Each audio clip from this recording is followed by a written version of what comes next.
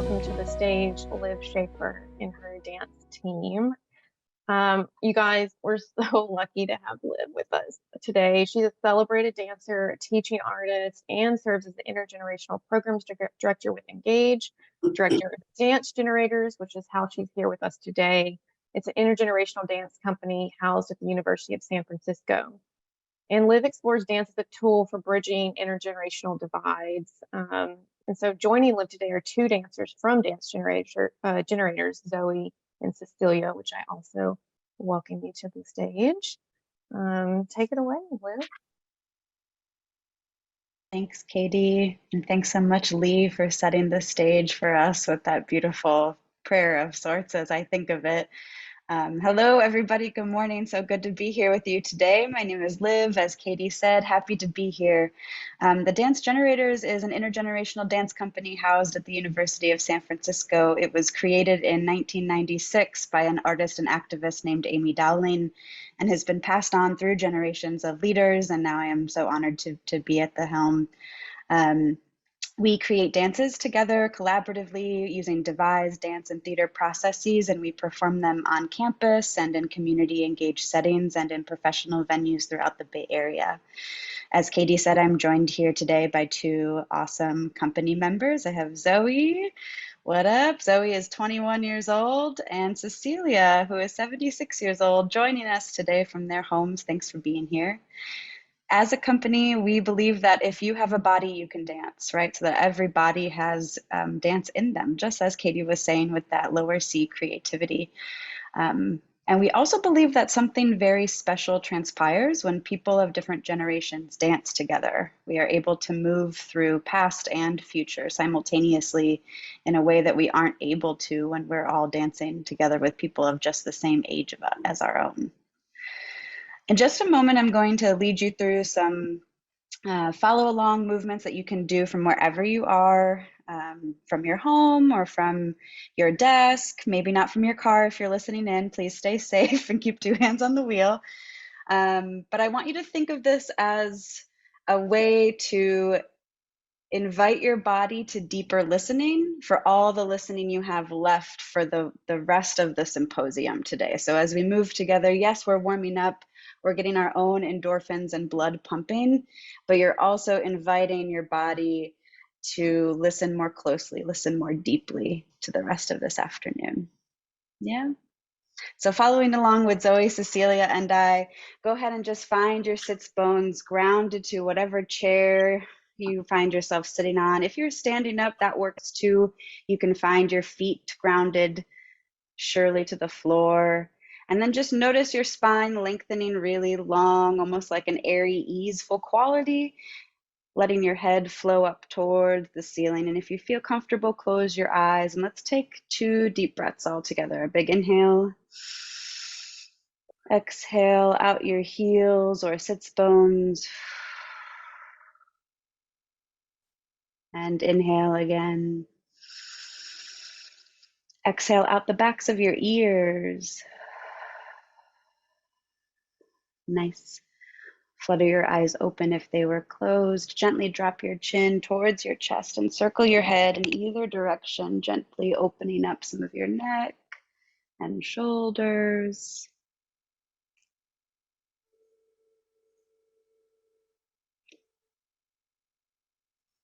And then you want to go the other direction.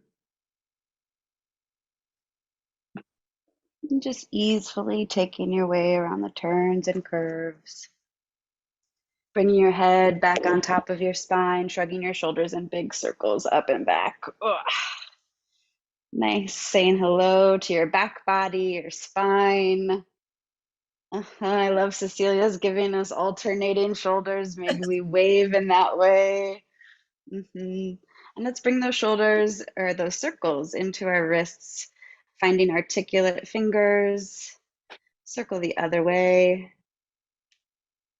Nice. And then let your hands go off the rails a little. Find a hand dance of your own that you can do. Perhaps creating waves or designs or patterns in the space around you, or maybe just simply opening and closing at the palm. Nice. Let's reach really far away from our center, maybe even gaze up, look up, skies and everything above. And then let's curl close to our center and get really tight and tiny, expanding and contracting, right? Let's repeat that a few more times. Expand, maybe you reach in a slightly different direction, and then contract back towards your center. Maybe give yourself a hug. Expanding and contracting. It's what we do all day long, right? Expanding to reach out, to connect with others, to be engaged, and then contracting deep into yourself to return, to recluse, to repair. Nice. One more time. Reach out and tiny in towards your center. Nice. Bring your head back on top of your spine. And let's just do a little bit of shaking out. Shaking can start in your wrists. Shaking can go into your shoulders and into your chest. Perhaps there's joy in a shake. It's okay if you look silly. No one can see you unless you're a panelist on this webinar anyway, so no one knows what you look like. I think there's a little bit of joy, probably a lot of bit of joy in just being silly. Nice. Find a way to freeze wherever you are in that shake. Oh, gorgeous. Okay. On the count of three, you're just going to move one arm to a new shape. Ready? 3, 2, 1. Move one arm. Oh, look, now we've made another shape. Great. I hope you're still following along with us in the audience there. On the count of three, move the other arm to a different shape. 3, 2, 1. Go ahead. Nice. Great. Now we have all sorts of different shapes. Now on the count of three, I want you to take that shape and move it into a different place in your Zoom screen. 3, 2, 1. Move it into a different place in your Zoom screen. Nice. We have shifted our perspective as we might all day. Yes, laughter. Okay, and come on out of it. Sorry. Gorgeous. Thanks for that. I already feel more joyful and more awake and alive. It's funny how that happens when you start to move your body. All right, so I invited these two particular company members here today because Katie and I were talking all about joy and this kind of rediscovering joy. And I'm thinking if there are any two dancers in the dance generators who are embodying joy and sort of sparking joy for the rest of us at the dance generators, it would be these two. When they dance together, it is clear that they have a childlike sense of awe and wonder, and they have even spoken about this particular sense of awe and wonder before. It's almost as if they embody then a third generation between the two of them, right? Creating then a child or a sort of innocence and playfulness in what they do. So they're going to demonstrate an activity that we will then do after them. But I want to give them the chance to do it first so we can kind of get a gist for it. So here's how it will go. Zoe, if you could begin to move in any way you'd like, any way that brings you joy, perhaps. And you can take as long as you need, feeling it out. And whenever you are finished, you can just find stillness. Gorgeous. Cecilia, that stillness is your cue to go next. So now this is a kind of movement dialogue between the two dancers. They are noticing the shapes that each other are making, taking turns in a sort of call and response. When Cecilia is finished, she will also find stillness. And back and forth it goes a few times. As you can see, they start to notice each other's shapes, perhaps play on the theme and variation of what they see.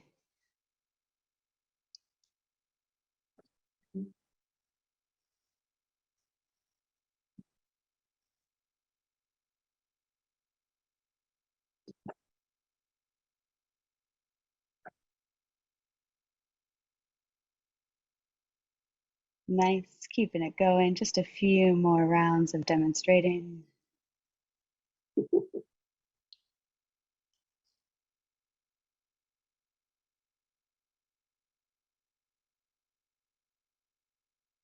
Nice. Nice, Cecilia. Taking the move that she saw, repeating and changing.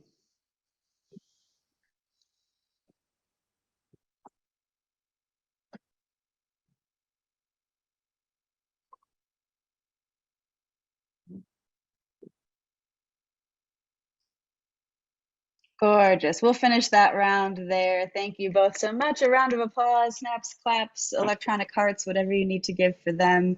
Incredible. So now we're going to invite it all up to you. The tricky part is we can't tell when you are going to be still, but I'm going to give you two options or two opportunities to join in on this duet structure. So first and foremost, we'll have Zoe go. She'll do some moves. She'll find some stillness. She'll hold stillness for some time, even though she can't see the audience today. When she is still, y'all that are watching at home or from wherever you are, that's your cue to move in response or in dialogue with Zoe, right? Zoe, maybe let's say like 4 rounds of you moving. And then we're going to pause and we'll take a little shakeout moment. And then we'll do the same thing with Cecilia. 4 rounds, holding some stillness so that audience members can be doing their own dance in dialogue with you at home. And I just want to ask you all at home to notice the difference dancing with two different generations. What kind of joy is sparked when you dance with Zoe versus when you dance with Cecilia? What kind of emotions come up, or what kind of different body shapes or textures come up between the two? Yeah, so just keeping an eye out for that as you move. I'll go ahead and invite Zoe to begin with us. And audience, I hope you'll join. I'll cue you in when it's your turn. Go ahead, Zoe.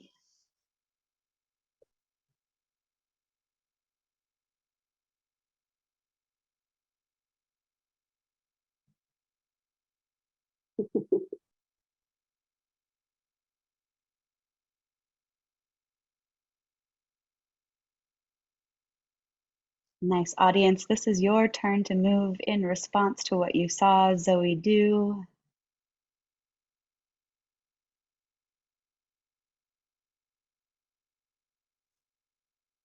We're holding space, making space for the beauty. I can feel it's happening on the other side of the screen.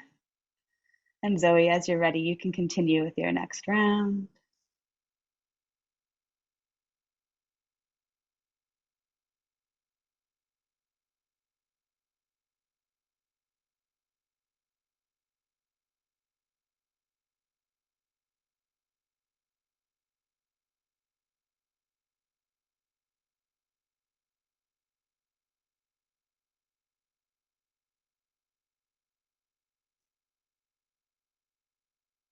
Gorgeous, audience, your cue to move along with Zoe while she's holding that stillness.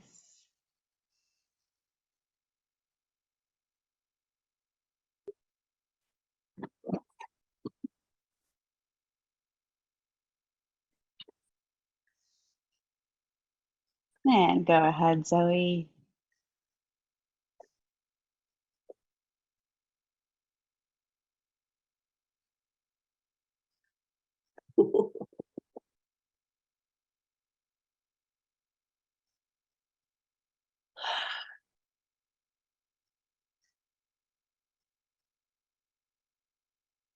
Zoe is making shapes with her hands, drawing lines, tracing the screen, folding open and pressing, holding palms, holding her chin for this last round of stillness.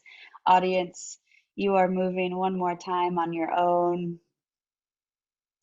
in response to Zoe's movements.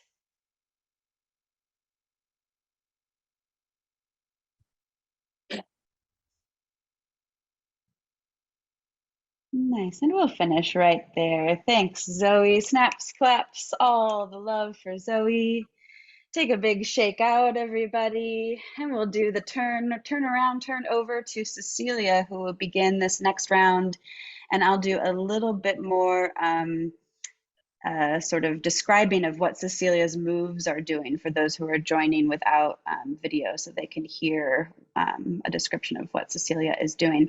I see some things coming in the chat too. I feel like some folks are saying, you know, spinning in my chair and doing a happy moment, happy dance. So please, you know, feel free to describe your own movements in the chat for everybody else to see and read along with us. So here we go, round 2 with Cecilia. She'll begin to move.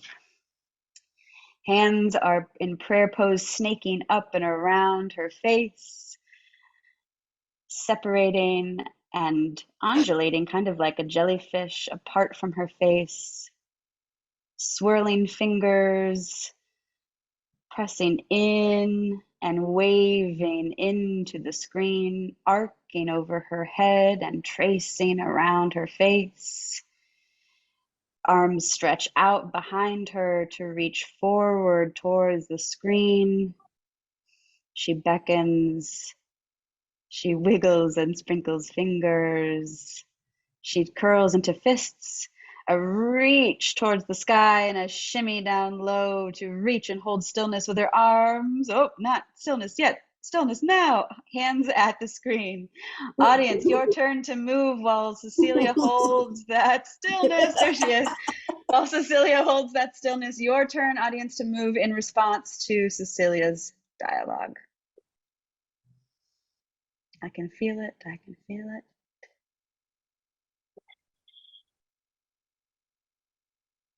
And Cecilia goes, one last round, Cecilia, wiggling her fingers, sprinkling, shaking her head, shimmying all her body, a smile, a full body smile and a wave, kind of a groove and a reach and a solemn and serene, almost wave in front of her face, rolling her hands in front, clasping her hands in front of her head. Audience, your turn to move while Cecilia is in this almost a prayer pose. Again, we have a meditative shape.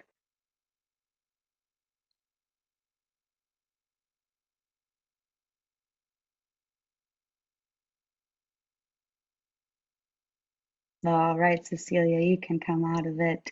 Nice snaps, claps, all of the love for Cecilia and for Zoe. And thanks so much, everyone, for having us here. That's all we have for you today. And I'll pass it back to folks on the Creative Spark and Front Porch team.